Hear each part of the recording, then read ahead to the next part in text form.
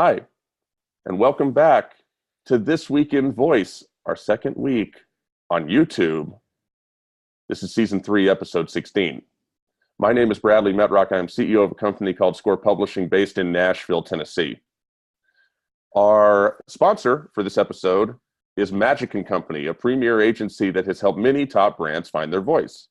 A diamond sponsor of the 2019 Alexa Conference, Magic & Company's Ben Fisher spoke on the necessity of marketers to be thinking about how best to represent their organizations in this new voice-first era. We recommend them for any company looking to create a voice experience or brand extension within these nascent IoT ecosystems. If you don't know Magic & Company, I don't know what you're doing. Stop the podcast, go to Google, look them up, hit them up on LinkedIn. You'll be glad that you did. We are thrilled to have a fantastic panel of guests on the show today. Our first guest is Rachel. Now, Rachel, you'll have to tell me how to pronounce your last name. I didn't ask ahead of time. It's Batish. Okay, I'm gonna say that again. Our first guest on the show is Rachel Batish of Audioburst. Rachel, say hello. Hi there. Thanks for having me here. Thank you very much for joining us. So Audioburst is one of those hidden gem companies that are in this growing constellation of voice-first stuff, to be technical.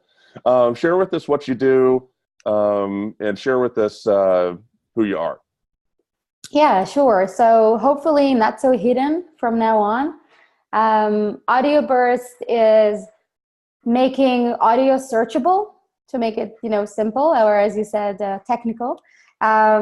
We are the first and only for now search and discovery engine for anything that is audio content.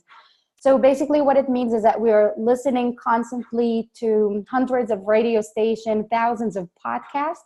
We index, transcribe, segment in real time, all of that content. We're talking about 5.5 million minutes a month, and actually making it searchable for anyone who would like to receive content from real media. Our solution is integrating with cars for an in-car experience of search and actually having your own personalized playlist for content. So just like we're not using the radio anymore to listen to music, we will use Audioburst to listen to our daily content and evergreen content in the order that we would like to have, and also specifically on the topics that interest us. So right now, we started also working with third-party apps that are integrating our APIs and making content playlists available for their users. And we will be presenting in Voice in the Car conference also in April. We're excited to have you there. That's going to be a great event, Voice of the Car Summit. I didn't promote it myself. Thank you, Rachel.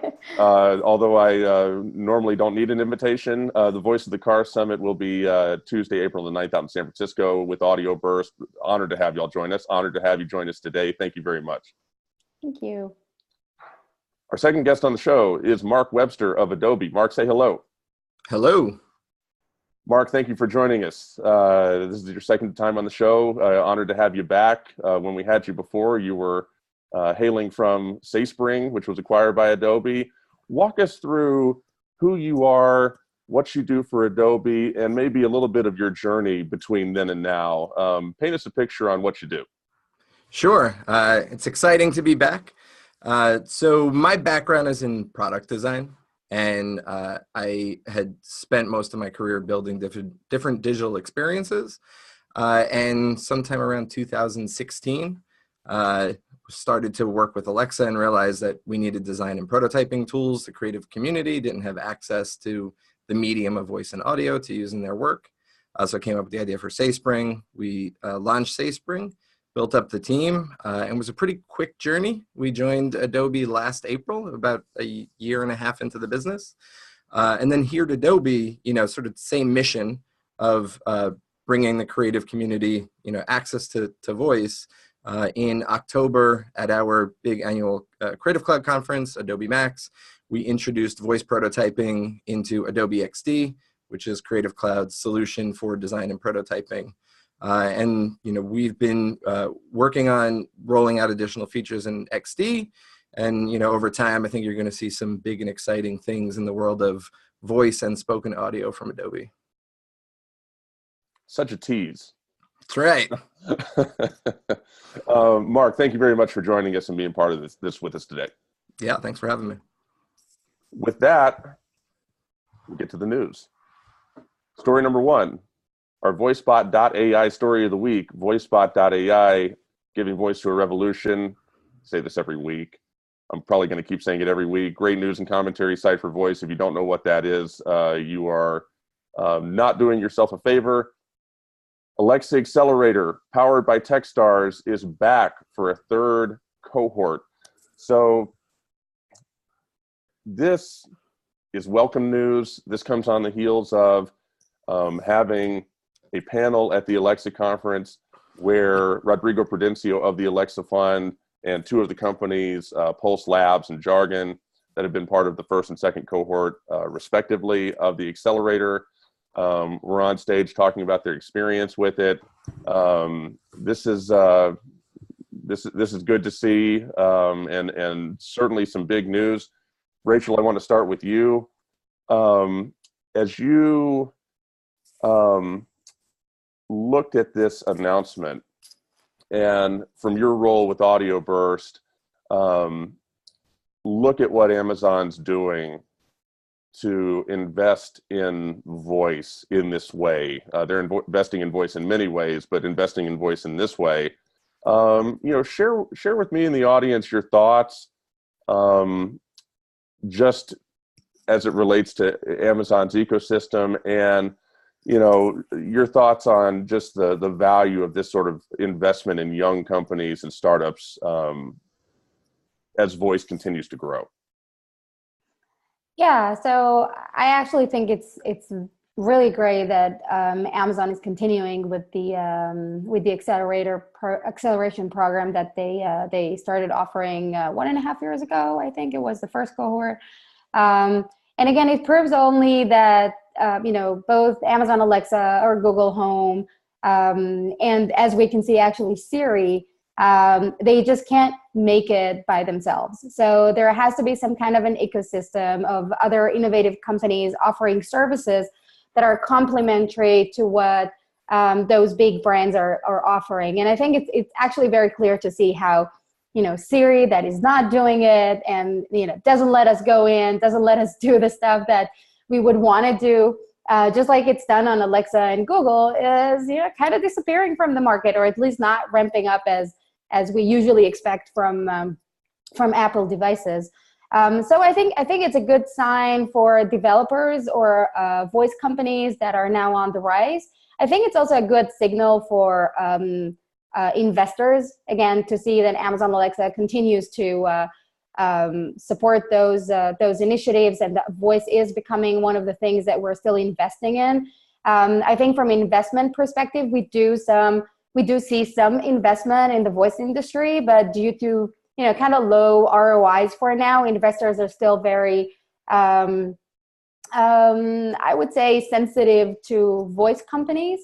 So just having Amazon actually putting more effort into new companies, new initiatives, I think it's a great sign. Having said that, knowing Amazon, I'm also a little bit afraid for the voice companies. Amazon is being very aggressive with adding more and more functionalities that other companies, young companies were offering, and now it's part of the Amazon offering.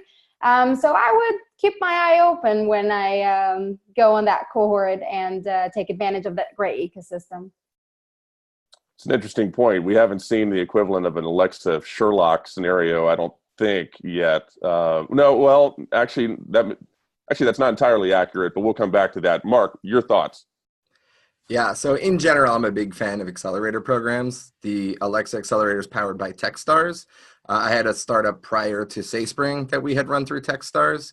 SaySpring was run through an accelerator program here in New York called ERA, which was amazing. So I think it's a really good way to get the flywheel spinning of a startup ecosystem around the platform. The TechStars program itself is great. It's well structured. It's well run. The managing director, Aviel, who they have out in Seattle, is great. So it's good to see sort of Amazon putting that focus on the community and realizing that, you know, while there's sort of platform and device innovation that they're doing, the need for sort of the layer of startup innovation to sit above it is important, and they're investing in it. You know, I think I kind of had a different viewpoint on Amazon launching their own accelerator about 1.5 years ago, because it was coming right out of the Nucleus situation. That Nucleus was a startup that had a tablet with a screen, that had actually taken money from the Alexa fund. And then the Echo Show came out sort of shortly thereafter. But I think, you know, since then, since that one, what feels like an anomaly, you know, Amazon has been really supportive. We've seen a lot of great companies come out of there. You know, you mentioned Pulse Labs.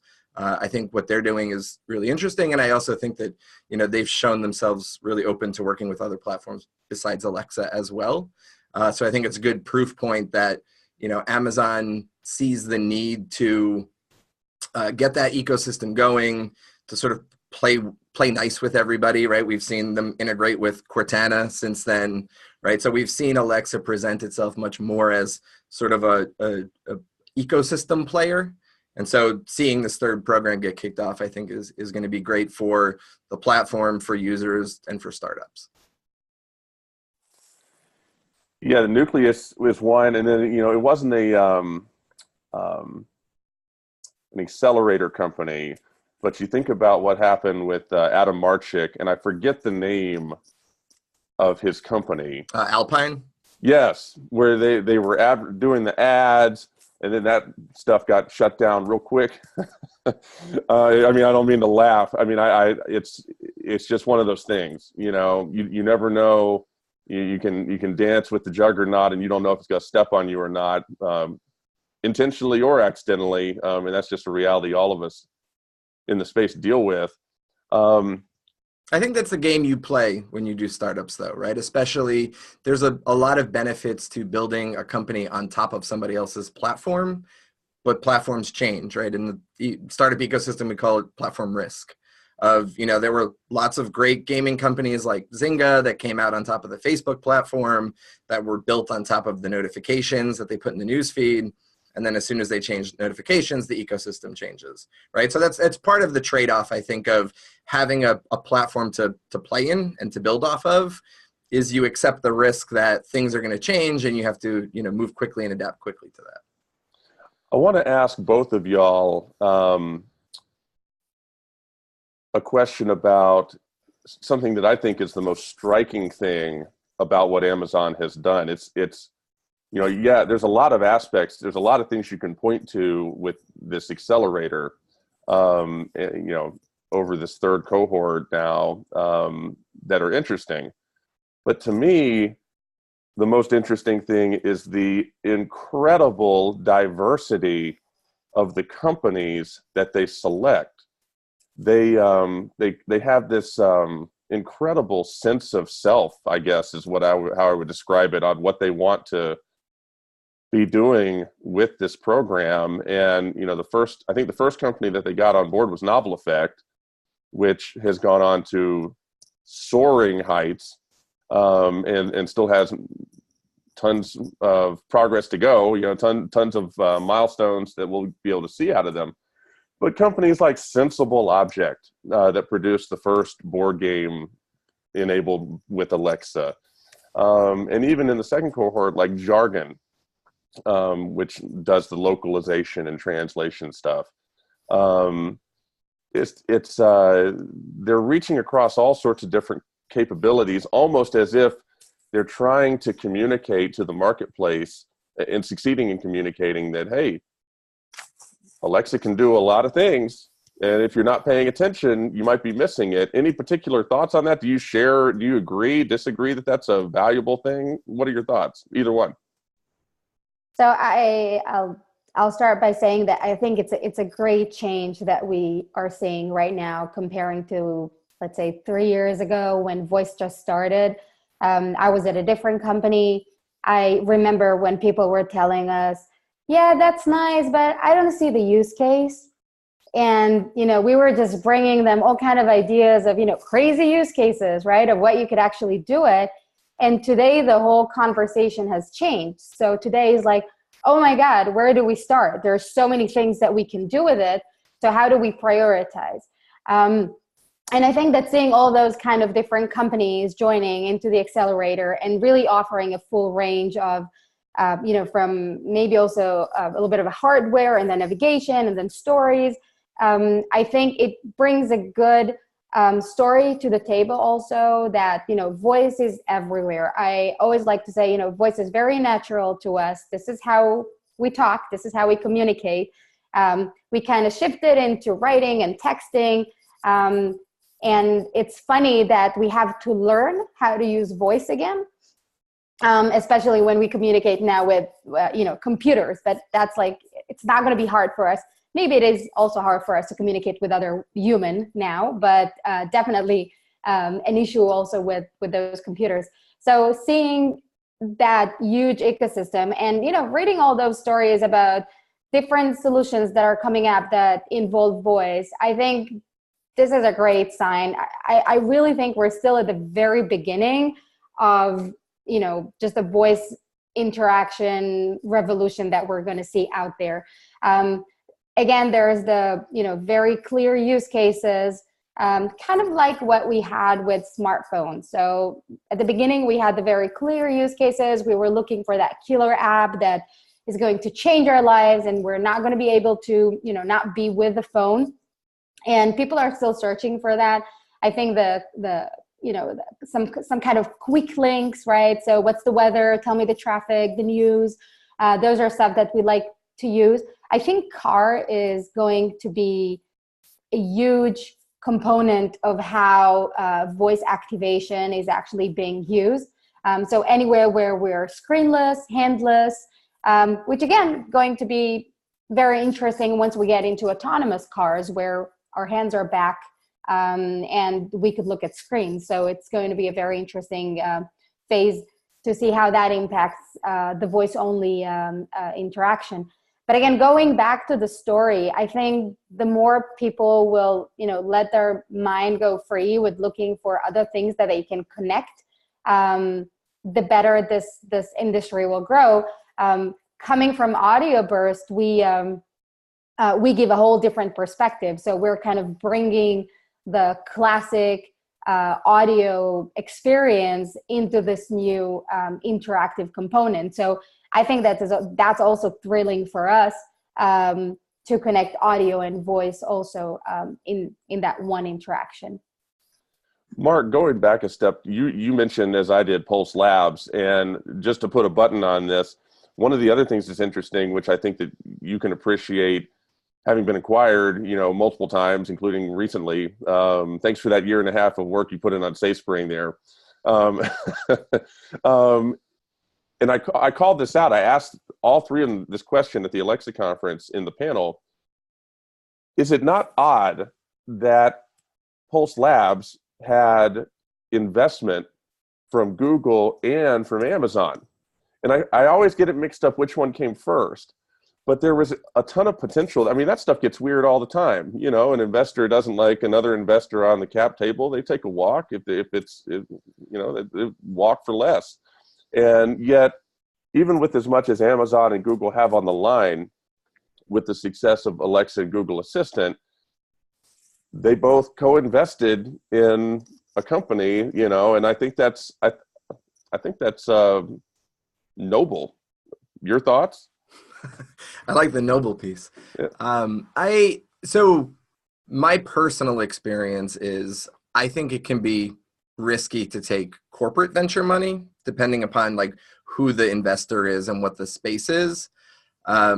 So because, it then goes down to if Google could potentially be an acquirer for your company, right? How do they feel with Amazon being an investor, right? So I think it can be dicey. On the other hand, it allows you to create a relationship with somebody who could potentially be an acquirer and could potentially help you in ways that only some of these big players could, right? So Adobe has a design fund.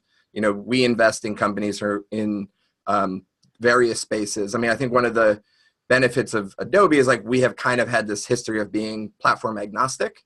So I think we're kind of in a good place.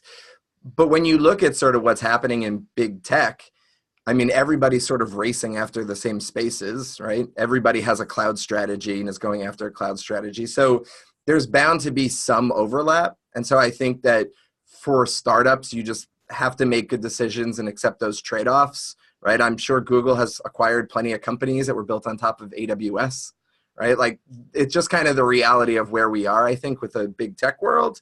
And to be honest, something like a strategic investment from Amazon at the end of the day is like pretty small potatoes for them, right? So the conflicts that are going to come out of those kinds of co-investments are so minor compared to sort of like the broader ecosystem of how the stuff is playing out, that I would be surprised if there's been some deal that felt close that ended up getting shut down because of a conflicting investment like that. So I think it's sort of both, right? I think I think the more important part is to be really thoughtful and strategic as a startup about who you take money from, why you're taking money from them, and like what you think they could bring to the table.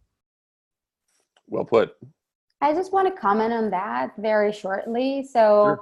I think that, just having an investment doesn't really tell us a lot. So it really depends on the terms and what those terms are actually saying. I think I really agree with Mark about taking corporate money, which could be very beneficial in terms of, making the relationship and having that access to everything. I have to say that getting the money both from Google and Amazon, I think, is a little bit too dangerous for a startup. So just think about it. Again, depending on the terms, it's kind of blocking each other from any option probably of acquiring the company, which may be very risky for any exit opportunity. But again, we don't know the terms, and I trust the founders who have experience, that they figure that out. But it is a very unusual and interesting case. It'll be interesting to watch too. I appreciate the commentary on that. We'll keep an eye on them. It's not going to be hard to do. It's great company. Story number 2: Congress to Google. Hey, how'd you forget about the Nest's mic? We talked about this a little bit last week. So, oops, there's a mic in the Nest. And Congress now wants to know about it. Mark, I'm going to start with you. Your thoughts, and this article just really speaks to there being some hearings set up and things like that. But if you want to go back in time, if you're familiar with the story, if not, we can talk about it. But what are your thoughts on this discovery of this microphone in the Nest product line? And does it matter? Does it not matter? Matter a little bit, whatever. And then, what do you think about Congress getting involved? Share with us your thoughts. Yeah, so I think there's sort of two ways to look at this. One is sort of the practical piece, and then one is sort of the perception piece, right? So on the practical piece, companies need to ship hardware that is forward-looking, right? So when the Echo was first introduced, 9 months later, we found out you could also use it as a Bluetooth speaker, and like that Bluetooth hardware was in there the entire time. The Echo second generation, the Echo Show second generation came out. You can use an Ethernet connection instead of wireless. They've never advertised that, but you can plug it into the back. Right now, there's another scandal going on with Singapore Airlines that all of their in-flight TV screens have a camera in it. And so everyone's kind of freaking out about that. They're not using the camera, right? The hardware manufacturer embedded a camera so that you could also support use cases like, calling, video calling. So we're gonna have to have in a world of fast-moving technology, we're gonna have to have hardware that has sort of unused pieces of it that will come into play maybe down the road. The question is, from the perception piece, do you tell consumers that? So I think there are going to be some things like a microphone that may freak people out. I think we're going to find out there's lots of, hardware in our headphones that are going to have another role to play in the next, 12, 18 months. Like there's a lot of sort of forward-looking stuff that I think companies just need to make a decision about how they frame why that stuff is there. I think the reason the microphone is kind of freaking everyone out, though, is it really goes to sort of this broader privacy issue that's playing out, right? Around Facebook, around Google, around all these advertising-driven business models that are really about, consumption of personal data and then repackaging it, reselling it to advertisers, right? And so I think that we've probably missed the point where you could ship a microphone and not tell people about it. I think it's fine to have devices that have microphones in it, and I think it will bring more utility down the road. But for a Google, for a Facebook, to me, this is really like a soul-searching moment of like, why are consumers so wary of what you do, and why does Congress feel the need to get involved in this? I like the way that you multiple times linked Google and Facebook together. I mean, it's an advertising business, right? I mean, Google is a great company that has lots of other, platforms and features, but their primary business model is advertising. And the model of advertising is to collect data and basically package it and sell it to people. So how do you get out of some of this privacy conversation that we've been having about these platforms? It's a conundrum. Rachel, your thoughts? Yeah, so I think Mark pretty much described it. So I think the issue is not about having those capabilities, but actually presenting them or making them, making the users aware that those are out there. I think that we are getting used more and more to the fact that our devices are listening to us, have capabilities of seeing us. I think it's just a matter of transparency, and with all the scandals with Facebook and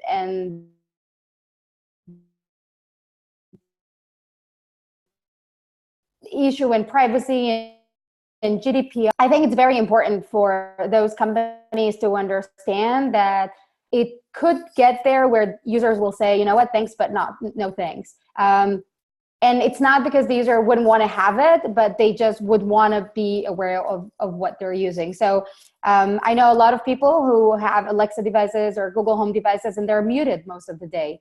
So kind of being afraid, of what information is transferred from one hand to the other. And I have to say, I have the same fears. And I mean, we have everything from Alexa to Siri to the Google Home devices. But I think that just like everything else, people would just get used to it. And also, I have two little girls. They're 10 and 8 years old. They expect those devices to just have it all. So they clearly don't even consider the privacy issues because they're very young. But I think as they grow, they expect to have that conveniency, that those devices hear you, understand you, transcribe you, and know everything about you to make your life easier. So it just might be also a generation phase. I was shocked when Keisha Williams, who keynoted the Alexa conference, phenomenal speaker, and a noted speaker for the impact that technology has on women and minorities. She, as her full-time gig, is a software development manager for Chick-fil-A based in Atlanta. I had her on the show. Oh, she's an Alexa champion, by the way, that anointed thing that Amazon does, and several other recognitions she's received. She talks freely about the role that Alexa has played in, she's worked with her daughters to create Alexa skills, and that's been a bonding experience. She also, in the same breath, will tell you that at night, she unplugs all of her Alexa devices, including especially out of her children's rooms. So I had a podcast with her, this was last year, and I just said, wait, stop. What? And, it's remarkable that, in a sense, we've gotten as far as we have without somebody slamming on the brakes, like a Congress. They're good at that. One of the few things they are good at, I guess. slam on the brakes and say, what are you doing? What is this? And force, as we've seen over and over again in some very noted hearings over the years, tech folks to explain in layman's terms, and actually probably several layers beneath layman's terms, on how these things work. And it's interesting, Mark, to hear, you sort of conflate Google and Facebook. And I think that's something we're seeing here, is that the longer this story lingers, it's my perception, I don't know if other people share it, I assume they do, that Facebook is an awful company that has almost no validity to exist whatsoever. And it was born bad, if you know the history of the company. Google was born good, I think, and yet, we've talked on the show numerous times, Facebook is not going to be allowed to put a smart speaker in people's homes because people don't trust them. Google, the don't be evil stuff, and the company's done a lot of good things, but they're in this nebulous gray zone where from a marketing and branding perspective, a perception perspective, as you put, Mark, it can swing either way. And I think what we're learning, which is sort of a surprise to me, is that this story is lingering. Congress has called these hearings, which I actually thought was surprising. And maybe the perception of them is a little bit different than we thought. And from a marketing standpoint, Google better get these folks working overtime to try to nip this thing in the bud, or else people will start to conflate Facebook and Google more, and perception will change. And even though Nest was an acquired company and not necessarily fully ingrained in the Google way of doing things, interesting time for Google, interesting time for the sector as a whole. That's the way I look at it. Any closing thoughts on that? Yeah, sort of two thoughts on the device side. Everyone has these concerns about a microphone in the home, but we all carry around a smartphone that has GPS with us, that it has a microphone, that has a camera, and we don't have those same concerns, right? We spend most of our day sitting in front of a computer with a camera staring back at us. So I think that, I actually think that this is where some of the personification of voice assistants has created this Alexa's listening versus my phone listening. And then the second part is, again, not to conflate the two companies or the morality of one versus the other, but that's the business model of advertising, right? Google knows every single thing you've ever searched. We all have Gmail for free because they are looking at all of your messages and targeting advertisements towards you. So that is the model of advertising. That's why those two companies suck up almost every online ad dollar out there, right? So I don't think it's to me, it's not a morality issue. That's a business model issue, right? And I think they're going to have to deal with that perception. I think a company like Google has a lot more routes and options to sort of both shift value and shift their business model, but also shift perception. I don't know what Facebook does, right? I don't think anyone's going to pay for Facebook. So monetizing your attention is really all they got. So I don't know where you go from there if you're Facebook. Hopefully it's a way. Anyway, keep going, Rachel. Yeah, sorry. I just wanted to share one more thought here. So yeah, I agree. We have our phones and they listen to us, and everyone kind of knows that, but we ignore it.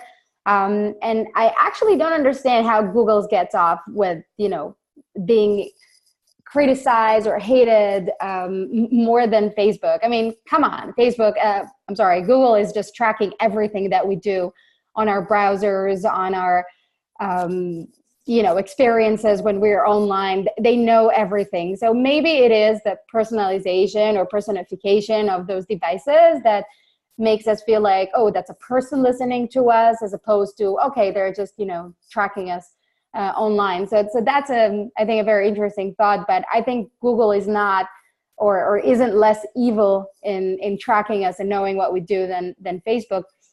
And the second thing about how I see the effect of Congress. So I don't know exactly what's going to come up with that, but I think in terms of the public awareness, this is very important. So we, just like you mentioned, we just have to be responsible with what we're bringing to our houses.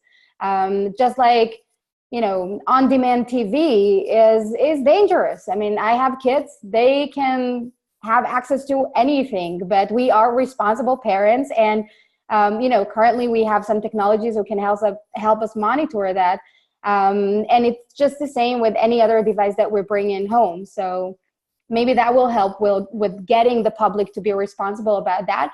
Although I doubt it. I think people that are more involved in the industry and the technology, they might be more responsible. But I think the hundreds of millions that are using it are probably just going to use it without understanding the implications. And that's why it's important for Google and Facebook, to start restraining themselves in some way. Separate side note, you're right about on-demand TV being dangerous. My wife has access to all 23. Yes, there are 23. I'm sorry for knowing that. Seasons of The Bachelor. Oh. They're so all not only available. for kids. Yeah. Talk about a waste of the cloud. My God. No, that's great. Mark, did you have a closing thought on that? Yeah, just to throw out maybe a controversial defense of tracking. I think, tracking sounds sinister, but as long as, it's a trade-off I think many of us have made and many users make. I think it's about expectations. And I actually think in a world of like machine learning and AI, companies are going to need a lot more data in order to give us better experiences. I think that when we talk about the variety of companies that are in the Alexa accelerator, that's actually a reflection of we're in this huge moment of shift in digital experience. And in order for those experiences to get much better, in order for Starbucks to let me just reorder my coffee through Alexa with one voice command, it's going to need to know what I order every day. It's going to need to know, the subway stop I get off of every day. So I think as long as that relationship between the user and the company is like clear and you sort of know what you're opting into, I actually think the idea of sort of tracking us is going to be a trade-off we all make because the benefit of it is going to be huge. I agree as long as the benefit is it's good for my convenience. But we've seen, and it's not only Facebook, it's done by Google and by other companies, that our data is afterwards being used for other purposes that are not part of the agreement that we had, in order to get that conveniency. So definitely, and again, it's about us being responsible and understanding what is it that we're giving up. But yeah. Agreed. Well put. Yeah, appreciate the commentary from both of y'all on that. I'm going to combine stories 3 and 4. Story number 3, Cedars-Sinai Hospital taps Alexa for smart hospital room pilot. This is an interesting story. Story number 4 is from CNET, Ben Fox-Rubin, who has been a guest on this show. Consumers no longer think voice assistants are mediocre. So I want to combine these, not only for time-related reasons, but the juxtaposition of one of the best hospitals in the country doing a pilot with, they don't have unlimited bandwidth. They've got to pick and choose what they do. And here they are doing something with Alexa. And then here's story number 4, which is basically, consumers no longer think voice assistants are mediocre. That's not exactly a ringing endorsement. Rachel, what are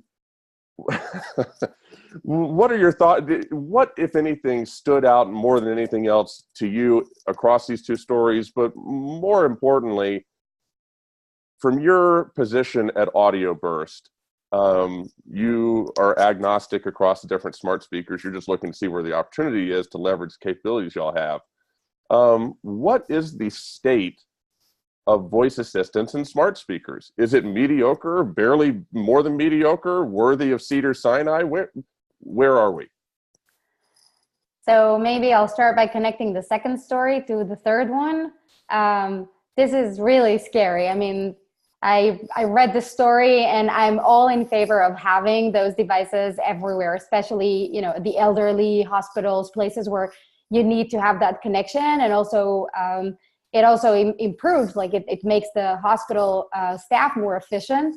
But then again, think about all the data that is collected about your personal health situation when you're in the hospital. So I know Alexa, Amazon are planning HIPAA compliancy on Alexa. I don't know if it's there yet, but I think this is a very important thing to take a look at. So again, combining the second and the third story to begin with. About being mediocre or not, I think we see great improvements and advancement when it comes to the smart speakers. You know, also for us, if you guys, I guess, also had, you know, Alexa 2 years ago, we would try to tackle it the whole day. Like both me, my husband, my kids, oh, that's so stupid, right? Doesn't understand what we're saying. We're not at that stage anymore. I think we kind of learned also how to interact with it.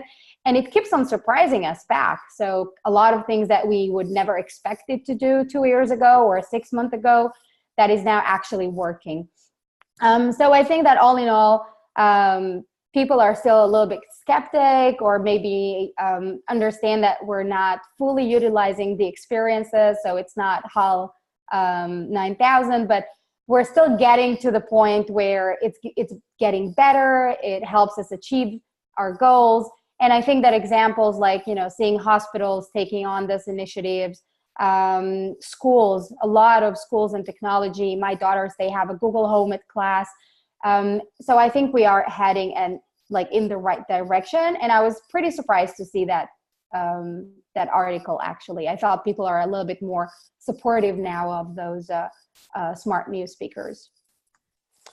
And that author, who's, like I said, has been a guest on the show, is a big advocate for the technology, and even he presented it that way. Mark, what are your thoughts?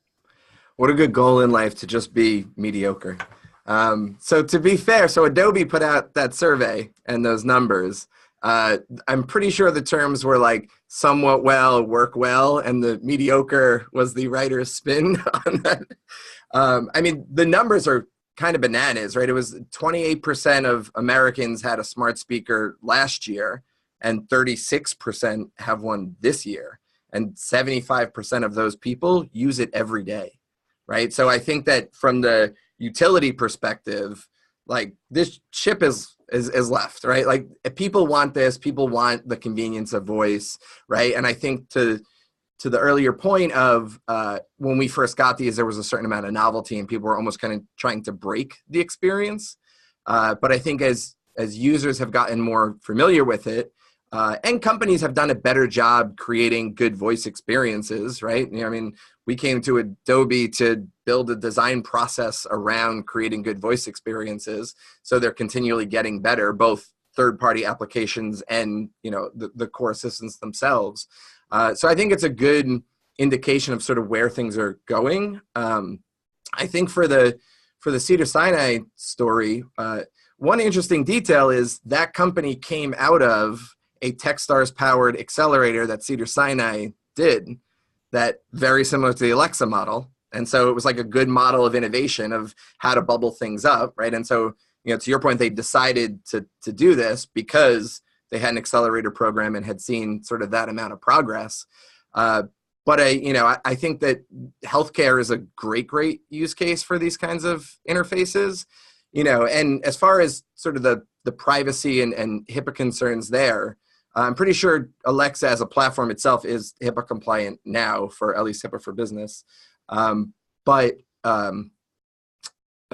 for Business. But there's also been this big push of digital in general in healthcare, right? I mean, digital medical records is something we've been talking about for a long time. So the digitizing of that information is nothing new, right? So if you think of voice really just as an interface, and like what's the better way to input stuff into it to give patients access to both services and staff and the things within their room, right? I think like the use case of voice is sort of really shining in that example.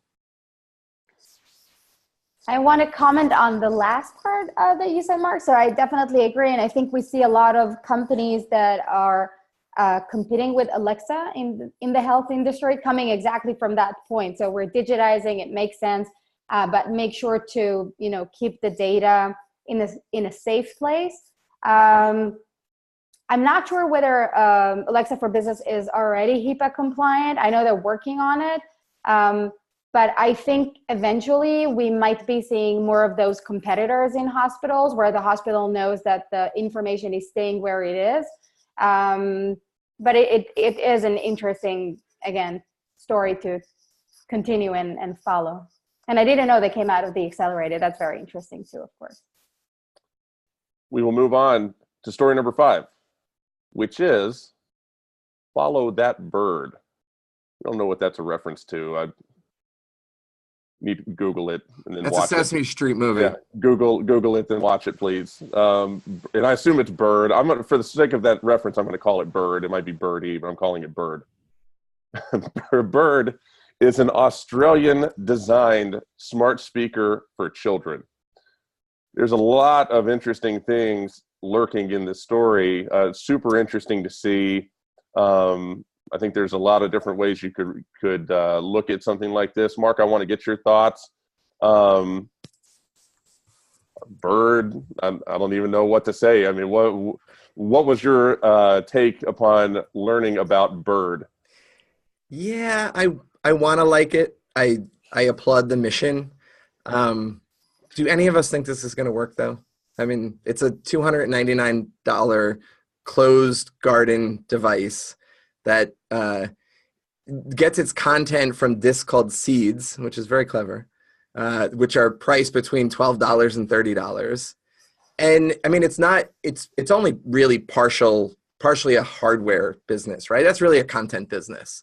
And content businesses are hard, right? And licensing good content. I mean, even the writer of that article sort of mentions at the end of the day, like, if it doesn't have Peppa Pig, my kid's not going to be interested, right? And when you look at a device like, the Echo Dot for kids, which is, $60, which has dropped as low as $40, which has access to, the wild library of content that Amazon has restricted for children, right?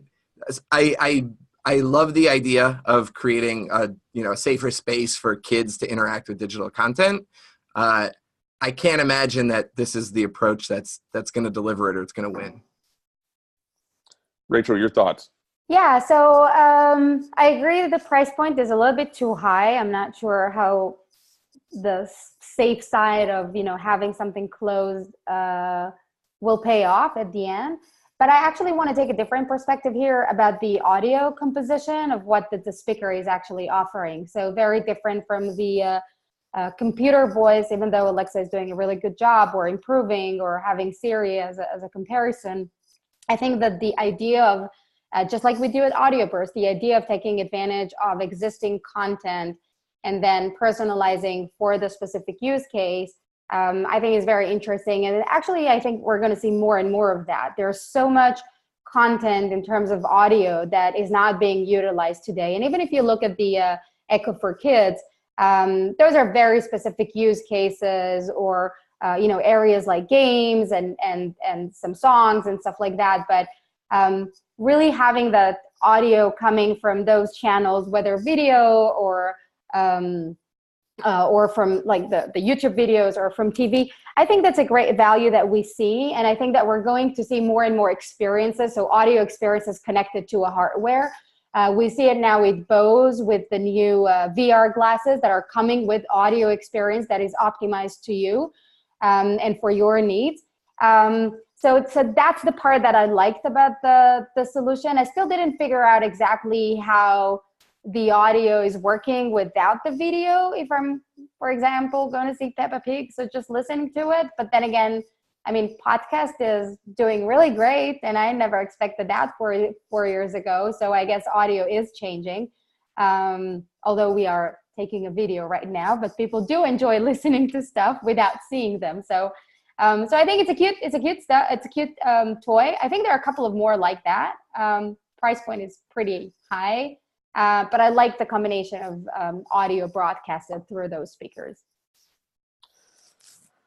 The calling the price pretty high is like, I always have to be careful with my analogies. I'm going to piss somebody off. It's high. It's exorbitant, and it's high because we got used to buying an Echo for $30, right? Well, right? But I mean, that's the change. The fact that hardware costs $300 wouldn't make us, feel uncomfortable a couple of years ago. But if you could get it for $30 to $90, right? So 300 suddenly sounds. You're right. So we're anchored by what Amazon and Google have done to the market, and HomePod suffered for this exact reason too. Among all the other reasons it suffered, people don't have the appetite to pay that type of money for the basket of functions and features that they think that they're getting, unless something else is explained to them. I did, out of curiosity, go and look at the conversion rate to Australian dollars, and it's 70 cents on the dollar. So it's still exorbitant. But this is an interesting thing that they're doing. With Mark, to your point, with the Echo Dot Kids. I mean, we had a speaker at the Alexa conference, my so-called contrarian speaker that I like to put on the program. Last year it was the FTC that we had come. This year we had Melissa Campbell of the Campaign for a Commercial-Free Childhood come, who wrote the big article, Parents Don't Let Your Kids Use Echo Dot Kids. I forget the exact name, but something that direct. And it was all over the place. And the thing about Amazon, not only do they have access to the content that can make this sort of ecosystem possible and not suck, they also have so much on the line.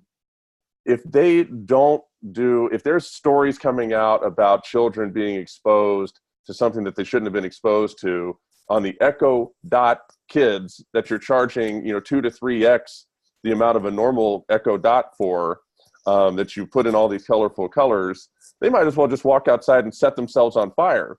Like they pay a tremendous price for a problem with that. A startup, on the other hand, this company creating Bird, if no one follows that Bird, then who cares? They go away and everything's all right. It just becomes a footnote in history rather than a juggernaut, like having meetings on top of meetings on top of meetings and hiring crisis consultants and all the stuff that would happen with them. I love it for the standpoint of it shows the movement of the industry, but I think you're right. Mark, you called it. I'm not betting on that Bird right now. I also think that personally, I really like Amazon as a company, and I sort of trust them to have a filter of, it's not user-generated content, right? It's professional content. So I think there's already a filter there versus like letting your kid interact with YouTube content. But like unbundle sort of what the Echo Kids experience is, right? Like, do I want Amazon to have a lot more training data around kids' voices so that kids with mobility issues or motor function issues can have like more accessibility to the world around them? Like, that feels like a good mission, right? Do I want to make sure that my kid isn't being exposed to bad content? Yes, and I think like Amazon's professional curation is like the right place to do that, right? So I actually think that there's like they have a whole, music system that has, explicit tags on explicit songs. So they have the ability to deliver music that's not explicit, right? So like, I actually think that Amazon is really well positioned to be able to deliver an experience to my 5-year-old daughter that I feel comfortable about, way more than giving her access to the open internet, right? Letting her use YouTube. So I think there's a lot of value that comes out of a product like that beyond just what is like the entertainment value I'm providing one child when I make a consumer decision. Great point. Rachel, did you have any closing thoughts on that? No, not much. I think it's you have YouTube Kids, right? It's the same path. And I think that we do tend to, just like you said, Bradley, those companies are not going to risk themselves, with having, those stories coming out. So I think that we can trust them as long as the curation is done actually as, very professional. So it's not using AI to do that yet, because I think that could be very dangerous at the moment. So I definitely agree that if I would trust someone to provide me with the good content that is not explicit, it will be one of the largest one and not the smaller ones. Definitely agree there. We'll keep an eye on the Bird here or there over the coming months. It'll be interesting to watch. When they go out of business, we're like, what are we going to do with all these seeds laying around? I actually don't know what's the how popular is Alexa and Google in Australia? So maybe, you know, if it doesn't have the expansion it has here in the US, those devices might have a little bit more to offer. So you're right. There must be something more to the story for someone to have backed this. But you know, as you pointed out, Mark, you pay $30 for a seed. Congratulations, you just paid the price of an Echo Dot for a seed. You know, so that said, it's a smart team behind that company. I mean, the CEO of that company was a former CEO of Sunbeam for like a decade in Australia. So maybe they see something that we don't. So it will definitely be interesting to see how it plays out. For sure. Rachel, Mark, thank you both for being part of This Week in Voice, for sharing not just your time, but your experience and expertise with us as well. It's greatly appreciated. Thank you so much for having us. Yeah, it was a lot of fun. For This Week in Voice, Season 3, Episode 16. Thank you for watching on YouTube. Thank you for listening. And until next time.